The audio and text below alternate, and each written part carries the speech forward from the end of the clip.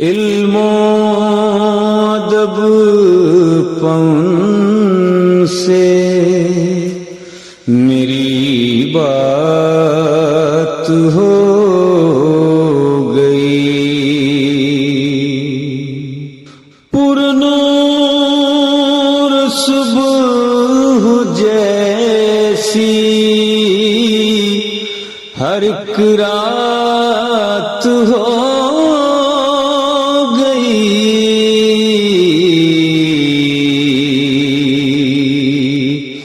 अंजुम खुदा का फजलो करम है कि आज फिर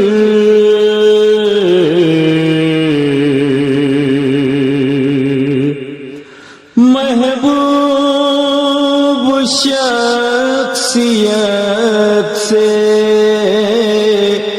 मुलाकात हो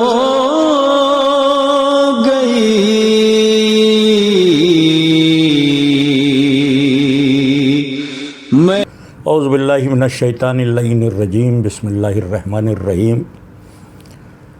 अल-गदीर बुक एजेंसी चैनल के नाज़रीन, आपको सदफ़ जौनपुरी और हैदर रज़ा का सलाम। आज हम फिर एक अज़ीमुल मर्तबत महबूब शख्सियत के हमरा आपके रूबरू हैं और उनसे उनकी खिदमात के हवाले से गुफ्तगू करते हैं। सबसे पहले अर्ज़ कर दें कि हमारे दरमियान जो अज़ीमुल मर्तबत शख्सियत तशरीफ़ फरमा हैं, इनको ज़माना डॉक्टर तकी अली आबिदी के नाम से जानता है और रसाई अदब पर इस वक्त बर्र सग़ीर से लेकर यूरोप तक जो काम हो रहा है, मुझ हक़ीर की नज़र में सबसे ज़्यादा अमली तौर पर इक़दाम करने वाले हमारे डॉक्टर तकी अली आबिदी हैं। कई किताबों को मुरत्तब किया है, कई उन आवाज़ों को ज़िंदा किया है कि जिनको वक्त ने दबा दिया था, और कई उन अदबी तस्वीरों को उभार कर लाए हैं कि जिन पर गुबारे वक्त ने जिनके चेहरों को गर्दालूद कर दिया था। ये वो खिदमात हैं कि जो मुसलसल डॉक्टर तकी अली आबिदी साहब अंजाम देते हैं। मुझे याद पड़ता है कि कई बरस पहले बड़ी धूम मची थी एक मरसिया मीर अनीस का, जब अता की मसाफ़त शब आफ्ताब ने उसको बेहतरीन तरीक़े से अमेरिका से आपने छपवाया था और बहुत ख़ूबसूरत था वो, और उसमें काफ़ी काविश की गई थी और जो अल्फाज उसमें इस्तेमाल हुए थे उस पर भी तकी अली आबिदी साहब ने इस दौर के तकाज़ों के तहत उसके मानी व मफ़हूम पर भी बात की थी। अभी मेरे इल्म में लेटेस्ट जो कारनामा है वो हैदराबाद की एक अज़ीम तरीन शख्सियत बाक़िर अमानत ख़ानी, जो एक तरह से जदीद मरासी के मेमार हैं, उनके मरासी को मुरत्तब किया और हमारे शहर लखनऊ में भी उसका रस्म इजरा हुआ, शहर हैदराबाद में भी उसका रस्म इजरा हुआ, और क़दीम हैदराबाद और अब महाराष्ट्र का एक ज़िला है औरंगाबाद, उसमें भी उसका रस्म इजरा हुआ। और वो एक बेहतरीन किताब है जो मंज़र आम पर आई है, जो हमारे डॉक्टर तकी अली आबिदी साहब की काविश है। आइए ऐसे कारकुन अदब, बल्कि कारकुन रसाई अदब डॉक्टर तकी अली आबिदी साहब से महवे गुफ्त शुनीद होते हैं। डॉक्टर साहब, सबसे पहले आपकी खिदमत में ये सवाल है कि आप अपना ख़ानदानी पस मंज़र हमारे नाज़रीन को बताएं, और आपका ताल्लुक़ जैसा कि नौगावा से है, नौगावा से हैदराबाद तक के आपके सफ़र की कैफ़ियत क्या है? बहुत बहुत ममनून हूँ जनाब मोहतरम सदफ़ जौनपुरी साहब, आप तशरीफ़ लाए, आपने ज़रा नवाज़ी फ़रमाई मेरे बारे में, और मैं ममनून हूँ अल-गदीर बुक एजेंसी चैनल का और उसके प्रोपराइटर जनाब हैदर रज़ा गदीरी साहब का। मसला ये है कि अगरचे कि हम लोग जो अमरोहे से 11 किलोमीटर जो एक छोटा सा कस्बा है, उस कस्बे के नौगांव सादात से हमारा ताल्लुक़ है और हमारा ताल्लुक़ हज़रत सैयद बड़े से है। मेरे वालिद पहले नौगांव सादात के ग्रेजुएट हैं, जो इन्होंने LLB किया वहाँ से और मजिस्ट्रेट हुए। जब वो मजिस्ट्रेट हुए तो दिल्ली में उनका जॉब था और वहीं पर दिल्ली में मेरी पैदाइश हुई। उसके बाद 4 साल की उम्र में सेंट्रल गवर्नमेंट की वजह से वो शिफ्ट हुए और हम लोग हैदराबाद चले गए और हैदराबाद में फिर मैं 23 साल तक रहा।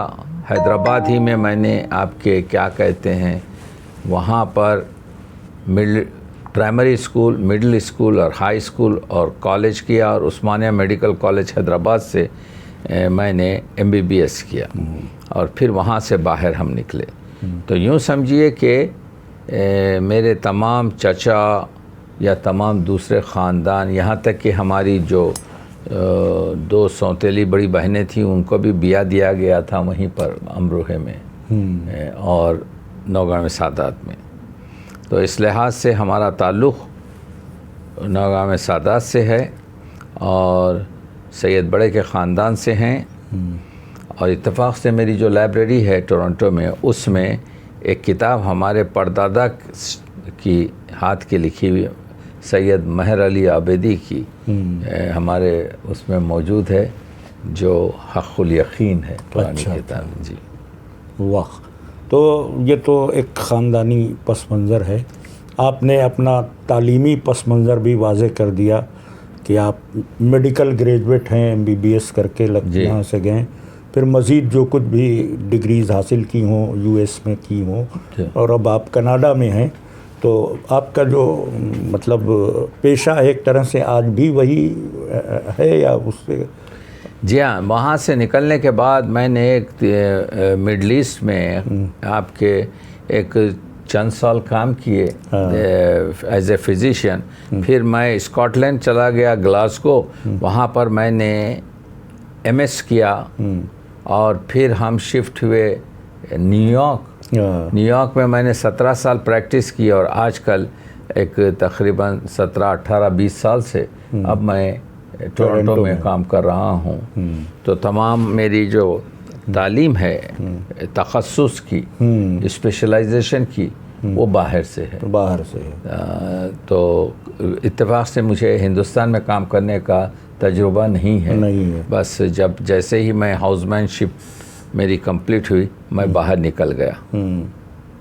वाह, ये जो आप रसाई अदब की खिदमत में मसरूफ़ हुए, मशगूल हुए, ये आपके बचपन का शौक़ था या एक बैक ये आपने किसी हादसे के तहत, किसी वाक़े के तहत, इसका क्या मुहर्रिक है कि आप फिजिशियन होते हुए अदब के भी डॉक्टर बन गए माशाल्लाह? जी। तो ये शुरुआत कब से हुई आपकी? नहीं, ये तो मैं आपके जो है यूँ से कि अदब की दुनिया से मैं आपके मुंसलिक था। यूँ समझिए कि आर्टिकल्स वगैरह लिखता था और वहाँ पर एक अखबार था सियासत। उस सियासत में मेरे आर्टिकल्स छपते थे और फिर मैंने हर किस्म के आर्टिकल लिखे और जो किताबें भी घर पर होती थीं उसको पढ़ लेता था, जिसकी वजह से दिलचस्पी बरकरार है। दिलचस्पी और मैं यूँ समझिए कि अगरचे के अंग्रेज़ी वगैरह से हमारा ताल्लुक़ था, लेकिन मैं घर में जो ये उर्दू वगैरह पढ़ता था और फिर मुझे मेरे वालिद ने वहाँ पर फ़ारसी पढ़ाने के लिए, वहाँ पर एक फ़ारसी आलिम थे वो खुरासानी साहब, मंसूर खुरासानी, उनके पास रवाना किया तो मैं उनसे फ़ारसी भी पढ़ने लगा। अच्छा। और जब हमारी फ़ारसी ठीक हुई तो फिर हम उस वक्त बड़े आसानी के साथ मेडिकल डॉक्टर्स को जॉब मिल जाते थे। तो हमको जो है कई जगह जॉब मिला, हमने ईरान चूज़ किया और ईरान कर ईरान में कुछ साल रहे, वहीं पर शादी की और उसके बाद से जो है अपना जो कैरियर था। तो रिसाई अदब से जो मैं जुड़ा हूँ उसकी वजह जो है ये थी कि मैंने देखा कि इसका अगर मुताला किया जाए तो मीर अनीस हमको बहुत कुछ दे सकते हैं। बेशक बेशक। तो फ़ारसी का मुताला करते हुए मैं हाल ही का वो जुमला मेरी नज़र में हमेशा था कि अगर हाँ हमारी गज़ल में तो वो आपके जो है चूमा चाटी और इस तरीक़े की आपके अंदाज से बदतर शायरी है, मगर पाकीज़ा शायरी जो है वो मरासी है और इसका मुताला करना चाहिए। तो मैंने ये पाकीज़ा शायरी का मुताला शुरू किया। तो मैं जहाँ तक समझता हूँ कि आपकी नज़र कम से कम 3 ज़बानों के लिटरेचर पर है। एक तो उर्दू, दूसरे अंग्रेज़ी पर भी यकीनन शेक्सपियर वगैरह को, तीसरे फ़ारसी शुअरा को भी आपने पढ़ा होगा, फिरदौसी वगैरह, उसका शाहनामा और बहुत से शायक़ानी वगैरह।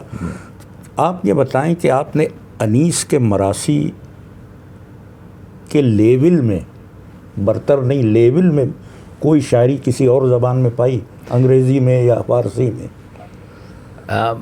ये सच है, बहुत सही आप फरमा रहे हैं कि अनीस खुदाए सुखन है और अनीस की ज़बान, अनीस के मौज़ूआत, अनीस की शायरी आपके जो है उर्दू अदब में देखिए कि तक़ाबुल अज़ एक शायरी से दूसरी शायरी का मुश्किल है। और अंग्रेज़ी में जो शायरी है शेक्सपियर की, या आपके जर्मनी में जो शायरी है गोथे की, या आपके ऐसे अजीम जो शोरा हैं, मीर अनीस को इनकी सफ़ में तो रखा जा सकता है, लेकिन तक़ाबुल करते हुए हम लोग आपके शायद इंसाफ ना कर सकें, क्योंकि मीर अनीस जो है खुदाए सुखन है। हाँ बेशक। वो कहते हैं ना कि आपके जो मेरी क़द्र कर ए ज़मीन सुखन, तुझे बात में आसमां कर दिया, सुबह हो रही थी तराजुए शेर, मगर पल्ला हमने गरा कर दिया। तो वो जो अनीस फरमाते हैं कि यानी हमको दर्स यही देते हैं कि बुलबुलें मुझसे दर्द सर होता है, रंग ना फरियाद करें, बुलबुलें मुझसे गुलिस्तान का सबक याद करें। तो उर्दू अदब को देखिए, जब मीर अनीस और मिर्ज़ा दबीर के अशार 35-40 हज़ार बार हर रोज़ पढ़े जा रहे हैं मुहर्रम के ज़माने में, तो उनको उर्दू अदब की ज़रूरत नहीं है, बल्कि उर्दू अदब को मीर अनीस और मिर्ज़ा दबीर की दहलीज पर जब्बासाई करने की ज़रूरत है। तो ये जानना चाहिए कि इस वक्त जिस शख्स के 40,000 शेर पढ़े जाएं, उसको क्या कमी है। बिल्कुल। वो एक जो हमारे पास आसिफिया लुगत है, उसके जो अहमद दहलवी साहब हैं, वो लिखते हैं कि मीर अनीस मुहावरों का शहंशाह है, यहाँ तक कि खुदाए सुखन मीर तकी मीर मुहावरों में मीर अनीस से लग्गा नहीं खाता। तो ये जो है ये बड़ी बात है। या जैसे मसूद हसन अदीब फरमाते हैं कि मीर अनीस 1 मन से 40 मन का काम लेते थे। वाह, बहुत। यानी ये जो कमाल के शोरा हैं इन लोगों का, आपके जो है या हज़रत दबीर, मसला ये है दबीर और अनीस हर दोता हमारी आँखें। देखिए मेरी 21 से ज़्यादा किताबें सिर्फ रिसाई अदब पर हैं। वैसे तो मेरी 75 से ज़्यादा तसानीफ़ और तालीफ़ात हैं, लेकिन 21 से ज़्यादा किताबें जो मेरी रिसाई अदब पर हैं, हमारी एक आँख दबीर है, एक आँख अनीस है। हम दबीरे भी हैं, हम अनीसे भी हैं। हमको दबीर इसलिए पढ़ना है कि दबीर के पास अनीस है, मगर अनीस के पास दबीर नहीं है। वाह। अनीस के पास आपके जो है ज़ीनत अर्श बरी खाक पे उफ्तादा है, ने बिछोना है, ना मसनद है, ना सज्जादा है, शुम्र खंजर लिए बालीन पर इस्तादा है, कोई इतना नहीं कहता कि नबी ज़्यादा है। जब फरिश्ते कहते हैं कि इजाज़त दे खुदा के हम जाएंगे इनके आपके हुसैन के आपके जो है हिमायत में, तो कुरान मजीद में जो मसला अब्द और अब्दहू का है, बंदा और मेरा बंदा, तो यहाँ पर मिर्ज़ा दबीर की इल्मियत देखिए। मिर्ज़ा दबीर मीर अनीस से बहुत बड़े आलिम थे। आलिम बहुत थे, बिल्कुल। तो मिर्ज़ा दबीर कहते हैं जब वो आवाज़ आई तो इसी मरसिए में कि खुदा फरमाता है, क़द्रदां उसका मैं हूँ, मेरा शनासा है वो। क़द्रदां उसका मैं हूँ, मेरा शनासा है, क्यों ना हो मेरे मोहम्मद का नवासा है। तो अब ये मेरे मोहम्मद का जो मसला है, ये बहुत। तो आप देख रहे हैं अब्दहू, देखिए, जब से हमारे मैंने गिने हैं मिर्ज़ा दबीर के कोई 83 मरसिए जब से शुरू होते हैं। कहाँ से ला? क्योंकि हमारे बहुत से सूरे इज़ा से शुरू होते हैं। इज़ा जा आपके नसरुल्लाह फला, तो वो इसलिए हमारे बहुत से 83-84 मरसिए हज़रत दबीर के उससे शुरू होते हैं। तो कहने का मतलब ये है, ये दोनों आफताब और महताब हैं। और मुफ्ती मोहम्मद अब्बास शूस्तरी साहब ने जो कौल दे दिया है मुझे बहुत पसंद है। वो फरमाते हैं, एक का मज़ा शीरीन है, एक का मज़ा नमकीन है। और चाहत भी ऐसी है कि कोई आपके नमकीन पसंद करता है, कोई शीरीन पसंद। तो ऐसे जब फ़र्क हो तो इसमें तक़ाबुल क्या माने? कोई गुंजाइश नहीं। जैसे तक़ाबुल क्या गुंजाइश? तो ये जो बसाए लगे हैं। और आप बताइए, एक मिसरा के इन लोगों ने एक दूसरे के ख़िलाफ़ लिखा हो? नहीं लिखा। और ज़िंदा भी नहीं रहे, ज़िंदा भी नहीं रहे। तकरीबन फ़ौरन बाद आपके जो है 1-2 महीने में जो है आपके। और अजीब चीज़ ये है सदफ़ जौनपुरी साहब के मिर्ज़ा दबीर ने एक दुआ की थी 35-38 साल पहले जी, कि मुझे जो है मुहर्रम के दिनों में ही इस दुनिया से उठाना। और उनका इंतकाल 30 मुहर्रम को हुआ है। जब मुसफ़ हस्ती मेरा आपके बरहम करना, सी पारे अय्याम मुहर्रम करना, और बर्बाद ना जाए मेरी खाक गर्दूं, आपके तैयार चराग बज़्म मातम करना। तो जो कहा अल्लाह ने उस महीने को 30 दिन करार दे दिया, वरना अगर 29 होता तो पहले सफ़र हो जाती। और इनका इंतकाल जो है 30 मुहर्रम को जो है मिर्ज़ा साहब का हुआ। तो ये लोग आपके जो है इल्हामी शायर थे, रूहानी कैफियतों के आप देखिए। और उर्दू अदब में अगर दम है तो लाए कोई ऐसा शायर जो इस तरीक़े की यानी इख्तियाराती निज़ाम आपके मर्सियों में घोल दें। कहाँ है आपके पास? कोई नहीं है, कोई नहीं। अब आप बताइए कि जब परेशान हुई मौला की जमाअत रन में, अब इसमें मैंने टटोले हैं 7 इख्तियाराती निज़ाम हैं जो गर्दिश कर रहे हैं और एक दूसरे से टकराते नहीं। वाह। जब परेशान हुई मौला की जमाअत रन में, तो परेशान जब से तो एकदम जहन को भेज दिया वो कारज़ार पर। और परेशान एक इख्तियारे में मानी है फ़ौज के बिखरने के हाँ। और एक इख्तियारे में मानी है नमाज के ख़त्म होने के। जब परेशान हुई मौला की जमात एक इख्तियारे में नमाज जमात है, एक इख्तियारे में लश्कर है, जमात है। जब परेशान हुई मौला जो है एक इख्तियारे में कमांडर इन चीफ है, एक इख्तियारे में मौला वो है जो आपके जो नमाज पढ़ा रहा है इमाम। जब परेशान हुई मौला की जमाअत रन में, हर नमाजी को पसंद आई अकामत रन में। वाह वाह वाह। अब नमाजी एक इख्तियारे में वो नमाजी है और एक इख्तियारे में वो जिहादी है। हर नमाजी को पसंद आई। पसंद जो है एक इख्तियारे में नियत नमाज है, पसंद एक इख्तियारे में आपके जो है क़स्द जिहाद है। हर नमाजी को पसंद आई अकामत एक इख्तियारे में रुकन नमाज है, एक इख्तियारे में क़याम जिहाद है।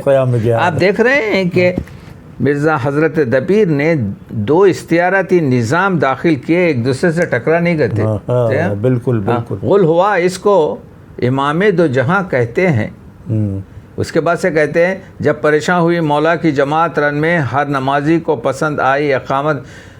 उसके बाद कहते हैं कि क़िबले दी ने किया क़स्द इबादत रन में। क़िबले दी में क़िबला एक वो जहत है जिसमें नमाज अदा की जाती है, और क़िबले दी वो कमांडर इन चीफ है। क़िबले दी ने किया क़स्द यहाँ पर नियत है, नियत है जहाद या नियत है आपके जो नमाज बोला भी जाता है। जी हाँ क़स्द नमाज, क़स्द इबादत यहाँ पर एक जिहाद है और नमाज है। तो आप देख रहे हैं कि हर पूरा एक इख्तियाराती निज़ाम है जो चल रहा है, तसलसल है। और आपके शक्ल मेहराब बनी तेगे शहादत रन में 4था मिसरा। तो जब गाजी और मुजाहिद की, आपके गाजी की और दुश्मन की तलवार मिलती है तो एक मेहराब की शक्ल बनती है। शक्ल मेहराब बनी शक्ल बेहरा बनी तेग शहादत। शहादत एक जगह जो है गर्दन का कटना है, शहादत एक जगह जो है आपके अशहदु ला इलाहा इल्लल्लाह है। गुल हुआ इसको इमाम दो जहां कहते हैं, तेगों के साए में शब्बीर रज़ा कहते हैं। वाह। अब उसके बाद से दूसरा इख्तियारती निज़ाम। तो 7 इख्तियारती निज़ाम मैंने एक मरसिया में ढूंढे। जी। वो मैं कह रहा हूँ आपके के नहीं, ये आलिम और बाअमल हैं आपके। नहीं, वो तो जो आपने पहले फरमाया कि एक इल्हामी कैफियत तारी होगी इन लोगों पर, मुझे भी उसका यकीन है। तो मैंने इस तरफ रुजू किया। वैसे मेरी पहली किताब जो है जो 1980 में आई, वो शहीद आयतुल्लाह मुतहरी की एक वो थी आपके तकरीर, शब आशूर हुसैनिया में तेहरान में, उसका मैंने तर्जुमा किया था। वो कोई 60-70 सफ़े की है, वो कई मरतबा छप चुकी है। वो पहली मेरी किताब थी। उसके बाद से हमने आपके मुख्तलिफ शोरा पर, और तो मेरी 21 मैंने बताया कि जो है तकरीबन उस पर है। मैंने एक मरसिए का जो है यादगार मरसिया, जिसका अभी आपने ज़िक्र फरमाया कि यहाँ पर उसकी रूनुमाई जो हुई थी, तो आप शरीक हुए थे, उसमें मैंने 2525 आपके जो है यानी मुहावरे, सनाए, बदाए, तमाम चीज़ें आपके जो है ढूंढ कर मैंने उसमें पेश की हैं। जी हाँ, जी हाँ। तो बहरहाल ये जो सवाल मैंने किया, तो आप सही फरमा रहे हैं कि तकाबुल तो नहीं हो सकता। हमारे लखनऊ में एक साहब थे, फ़िदा हुसैन फ़िदा लखनवी, उन्होंने किताब लिखी थी शेक्सपियर और अनीस का तकाबुली मुतालिया। हाँ, लेकिन बहरहाल वो शेक्सपियर की ज़बान अलग है, माहौल अलग है। अनीस की ज़बान और अनीस का माहौल और अनीस की शायरी का जो मंबा है, वो दुनियादार शायरों से एकदम अलग है। शायद इसीलिए मुझे याद पड़ता है, अली मियाँ नदवी यहाँ नदवे के सरबराह रहे हैं, इनके वालिद थे अब्दुल हई। अच्छा। अब्दुल हई ने किताब लिखी है शायद गुले राना, उसमें उन्होंने मीर अनीस के लिए लिखा कि मैंने अरबी मसनवी, अरबी कसीदा, उर्दू मसनवी, उर्दू कसीदा ये सब पढ़ा, तो मुझे ये लगा कि अरबी कसीदा आसमान है, उर्दू कसीदा ज़मीन है। और मुझे ये लगा कि अरबी में जो मसनवियाँ हैं वो आसमान है, उर्दू में जो है वो ज़मीन है। लेकिन जब मैंने अनीस व दबीर को पढ़ा तो मुझे लगा कि अरबी मरसिया ज़मीन है, उर्दू मरसिया आसमान। तो अब ये इस बिल्कुल सही है। इसी वजह से तो अबुल कलाम आज़ाद ने कहा था सदफ जौनपुरी साहब के उर्दू अदब, मीर अनीस के मरसिए और मिर्ज़ा गालिब की गज़लें उर्दू अदब की जानिब से दुनिया अदब को सौगात में, तोहफे में दी जा सकती है। मानी यही है कि अदब आलिया में आ गया मरसिया। बिल्कुल आ गया। और यहाँ पर और टी.एस. इलियट के कहने के मुताबिक जो है, जो चीज़ अदब आलिया में होती है, जो ज़बान, वो कभी बोली बनती नहीं। तो ये कह सकते हैं हम, मरसिए की वजह से उर्दू कायम रहेगी, इर्तिक़ा कायम रहेगा और बोली नहीं बनेगी।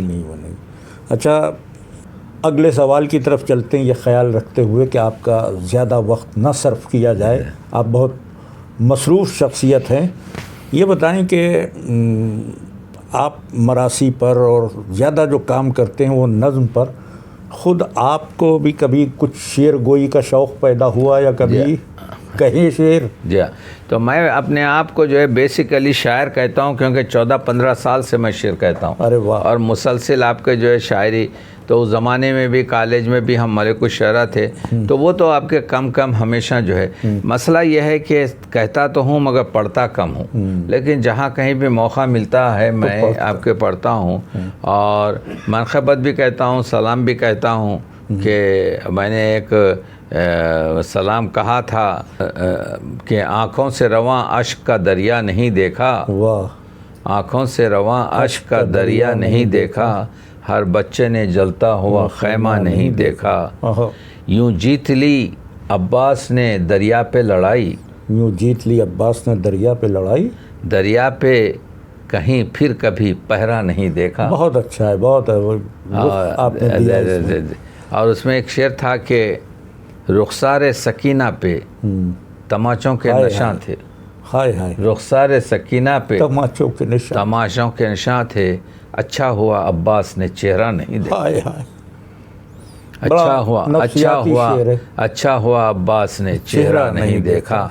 तो सलाम भी कहे आपके जो है, और मुख्तलिफ मुसलसल कुछ ना कुछ कहता हूँ, तो गज़ल भी कहता हूँ, नज़म भी कहता हूँ। ये हम लोगों की आपके विरासत है। मैं समझता हूँ कि आपके जो है कुछ ना कुछ आपके दर्द दिल हम अपना कम कर लेते हैं। बिल्कुल सही, लेकिन मेरी फैज़ पर आपके जो है कई किताबें हैं। फैज़ अहमद फैज़ पर फैज़ फहमी और बाक़ियात व नादरात फ़ैज़ और फैज़ शनासी।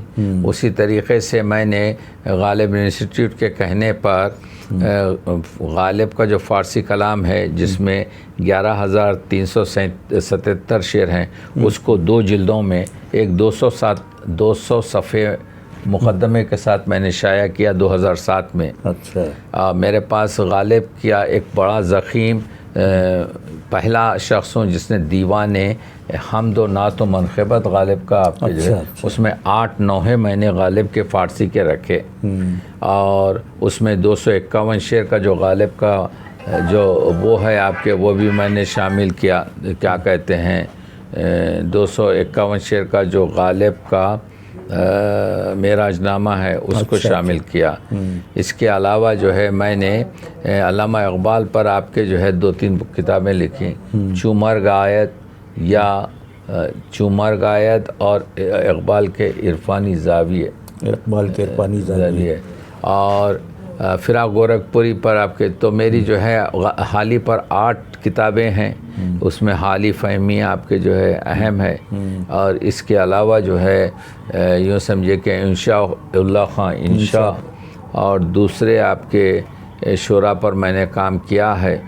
तो वो फैज़ हों के इक़बाल हों के गालिब हों के ताशुक़ लखनवी हों के हाली हों के, अब हमारी जो है तसानीफ़ और तालीफ़ात की तादाद कोई 75 से ज़्यादा है।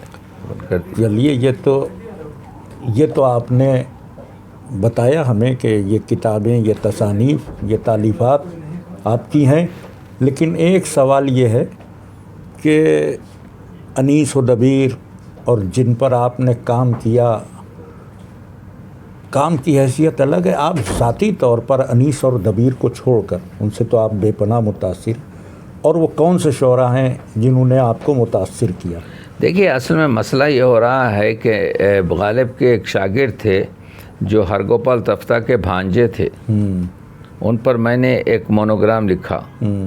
उनका नाम आपके जो है क्या कहते हैं, वो बालमुकन बेसब्र थे। बालमुकुंद बेसब्र, हाँ। बालमुकन बेसब्र ये सिकंदराबाद में रहते थे यहाँ पर, और ये इनके बहन के बच्चे थे हरगोपाल। 5 गालिब के खतूत में उनका नाम है। तो उन्होंने एक गुलिस्तान हिंद लिखी, जैसे गुलिस्तान है आपके वहाँ पर ईरान में, मगर ये गुलिस्तान हिंद है। वो गुलिस्तान हिंद सिर्फ छोटी किताब है, 84 सफ़े की है।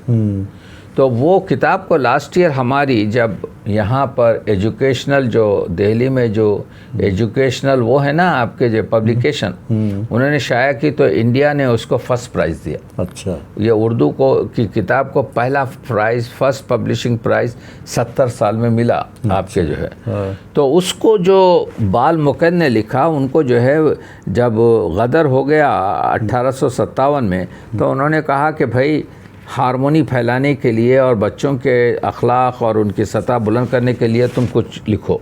तो इन्होंने लिखा था, लेकिन ये जो है मुझे एक पुरानी किताबों के, जब मैं ख़रीद रहा था पुरानी किताब, तो उसमें ये मसवदा मिला।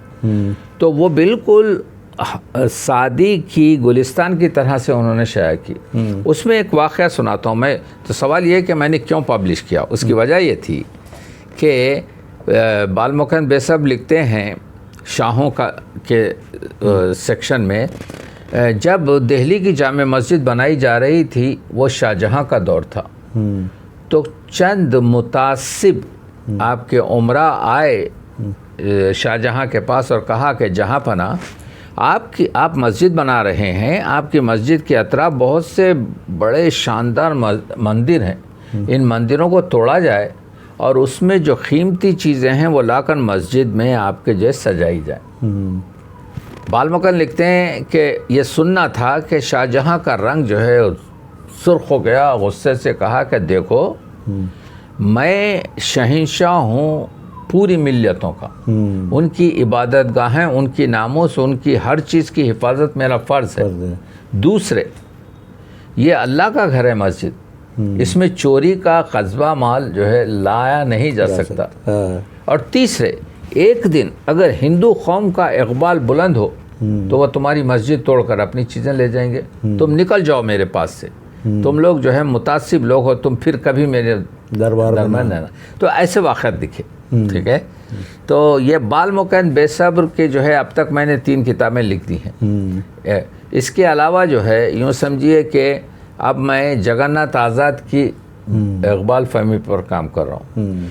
मेरी एक बहुत अहम किताब आ रही है जिसमें 39 आर्टिकल हैं फ़िराक गोरखपुरी जो हैं उनकी फ़िराक फहमी। तो आप देखेंगे कि मैंने बताया है कि अगर एक शायर के अंदर आप रिवायती गज़ल, तरक्की पसंद गज़ल, जदीद गज़ल और माबाद जदीद गज़ल का मुताला करना चाहते हैं तो वो फ़िराक गोरखपुरी है। अच्छा, ऐसा हमारे पास शायर नहीं है। हाँ। उसी तरीक़े से मेरी आपके जो है क्या कहते हैं, तो वो गालिब हो कि ताशुक़ लखनवी हो। रशीद लखनवी की रुबाइयात जो है कमाल है।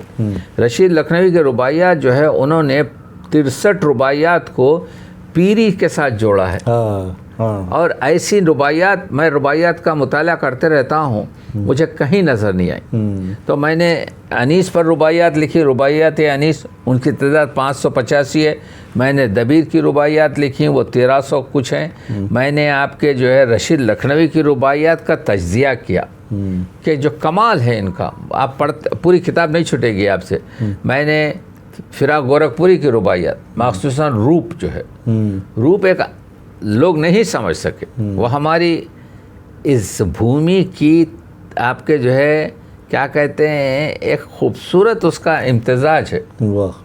क्योंकि फ़िराक जो है नेचुरल शायर है। नेचुरल शायर, बिल्कुल। तो कहने का मतलब यह है कि उसी तरीक़े से मैंने जो गुलजार साहब हैं उनकी तिरवीनी पर एक किताब लिखी। गुलजार देहलवी नहीं, गुलजार के जो बम्बई के जो अदाकार हैं, हाँ, गुलजार, तो वो दीना के हैं, वो हाँ। जो पाकिस्तान में है अब। तो गुलजार पर मैंने लिखी। इसके अलावा यूँ समझिए कि तो तकरीबन ये 75 वगैरह किताबें जो हैं सब इसी मेरे मक़ालात के मजमूए बहुत हैं। मैं समझता हूँ मैं 1000 से ज़्यादा मक़ालात लिख चुका हूँ। इसके अलावा मेरे कोई 800-900 यूट्यूब हैं। अच्छा। और आपके क्या कहते हैं नज़में वगैरह लिखता हूँ, गज़लें लिखता हूँ, कुछ ना कुछ करते रहता हूँ। तो बहरहाल आपके जो है अभी सफ़र जारी है। फ़ालियत जो है वो आप उसको जारी रखना चाहते हैं और यही ज़िंदगी की अलामत है। यही ज़िंदगी है। हम बहुत मुतासिर हैं डॉक्टर तकी अली आब्दी से। नाज़रीन, ये एक अज़ीमुल मर्तबत शख्सियत हैं, हमको इनकी कद्र करना चाहिए। और आखिर में आपसे सिर्फ ये गुजारिश करूँगा कि आप नौजवानों को, नई नस्ल को अगर कोई पैगाम देना चाहें तो चंद लफ्ज़ें आप। बहुत सही फरमाया आपने मोहतरम सदफ़ जौनपुरी साहब, और मैं ममनून हूँ फिर दोबारा हैदर रज़ा साहब का और इस अलगदीर आपके जो है चैनल का कि असल हमारी जो उर्दू की जो अमानत है और हमारी देश की जो बात है, क्योंकि उर्दू एक ज़बान नहीं है, सिर्फ उर्दू एक तहज़ीब है, मुसलसल तहज़ीब। आप देख रहे हैं जहाँ पे उर्दू नहीं है वहाँ पर ज़बान भी ख़त्म हो रही है, वहाँ पर तहज़ीब भी ख़त्म हो रही है। बाप का एहतराम बेटा नहीं कर रहा, क्योंकि बाप और बेटे में अब 3 जनरेशन गैप आ गया है। इंटरनेट की वजह से, आर्टिफिशियल इंटेलिजेंस की वजह से और डेवलपमेंट जो हो रहे हैं डिफरेंट। तो कामना यह है कि तख्लीक़ी अदब उर्दू का भी नहायत कम हो रहा है। एक ज़माने में इसी लखनऊ में 30% लोग साहिब बयाज होते थे, 4 शेर लिख लिया, 10 शेर लिख लिया, यानी अब आप हिसाब कीजिए 1% भी बाकी नहीं रहे। बेशक आप सही। तो नौजवानों को चाहिए कि तख्लीक़ की तरफ तवज्जो करें, कहानी लिखें, दास्तान लिखें, खाका लिखें, नज़्म लिखें, अगर गज़ल नहीं कर सकते तो नज़्म लिखें, कुछ ना कुछ आपके जो है अपने आप को मलूस रखें, ताकि ये जो उर्दू है, ये जो इस मुल्क की सबसे अहम आपके, देखिए जो रशीद सिद्दीकी ने कहा था कि मुग़लिया हुकूमत ने 3 चीज़ें आपके हिंदुस्तान को दी, एक उर्दू, एक ताजमहल और एक आपके जो है क्या कहते हैं, यानी यूँ समझिए कि ताजमहल तो अपनी जगह पर है, उर्दू और एक तीसरे मिर्ज़ा गालिब। तो 3 चीज़ें जो कहीं, मैंने उसको आगे बढ़ाया, मैंने कहा एक और चीज़ इस्तेमाल कर लें, क्योंकि सोमनाथी ख्याल का जो हमारा शायर है वो बेदिल देहलवी है, तो वो भी आपके जो है आलमगीर के ज़माने में था। तो हम लोग खुश नसीब हैं कि हम एक ऐसे मुल्क में हैं जहाँ पर ऐसे ऐसे अवतार, ऐसे ऐसे बड़े लोग पैदा हुए। तो नस्ल जवान को चाहिए मेहनत करें और इस तरफ तवज्जो करें। इसके लिए शायरों का मुतालिया ज़रूरी है, इसके लिए सही ज़रूरत है कि एक मामूली सा मिसरा ले लें, दिले नादां तुझे हुआ क्या है, जुदा क्या है, मिला क्या है, सवा क्या है, और लिखें। पैदा होते ही बच्चा भागता नहीं, बल्कि आहिस्ता आहिस्ता घुटियों चल कर आपके जो है होता है। तो मैं समझता हूँ कि तख्लीक़ी अदब की तरफ तवज्जो हो। और किसने कहा कि आप अपनी दुकान के साइन बोर्ड पर उर्दू ना लिखें? किसने कहा कि आप अपने शिनाख्ती कार्ड पर अपना नाम जो है उर्दू में ना लिखें? किसने कहा कि आप जो है उर्दू की किताब ना ख़रीदें? किसने कहा कि आप उर्दू के टीवी ना देखें? तो अगर आप उर्दू को रोटी रोज़गार से जोड़ें, देखिए असल में क्या है, बुनियादी तरीक़ा यह है कि उर्दू को रोटी और रोज़गार से जोड़ना है। उर्दू ज़ौक़ और शौक़ पर कोई ज़बान बाकी नहीं रहती। इसके अलावा उर्दू को जदीद टेक्नोलॉजी से जोड़ना है, ये जो आपके जो है। और इसके अलावा उर्दू के इमले में जो 3-3 अल्फाज, 4-4 अल्फाज एक आवाज़ के हैं, उसमें तरमीम की गुंजाइश है। हाँ, बेशक है। ज़रूरी नहीं है कि उतने आला पैमाने के वो करें। अगर तुम क्लासिकल गज़ल नहीं लिख सकते तो आज़ाद नज़्म लिखो। इस तरीक़े से कहानी हो के, दास्तान हो के, कुछ ना कुछ क्रिएटिव अदब ज़रूरी है। ये थे हमारे डॉक्टर तकी अली आब्दी साहब, जिन्होंने हमारी नई नस्ल को बेहतरीन पैगाम दिया कि तख्लीक़ से नई नस्ल को वाबस्ता होना चाहिए। कुछ न कुछ क्रिएशन ज़रूरी है अगर अपनी मीरास को और अपनी तहज़ीब को और अपनी ज़बान को बाकी रखना है, तो इससे बखूबी वाबस्ता हों। इजाज़त चाहेंगे नाज़रीन, सदफ़ जौनपुरी और हैदर रज़ा को इजाज़त दिए। आखिर में हम फिर ममनून व मुतशक्किर हैं डॉक्टर तकी अली आब्दी साहब के, कि जिन्होंने अपना कीमती वक्त हमें अता किया और एक मुफीद बातचीत इल्म आप तक पहुँचाने में कामयाब हुए। से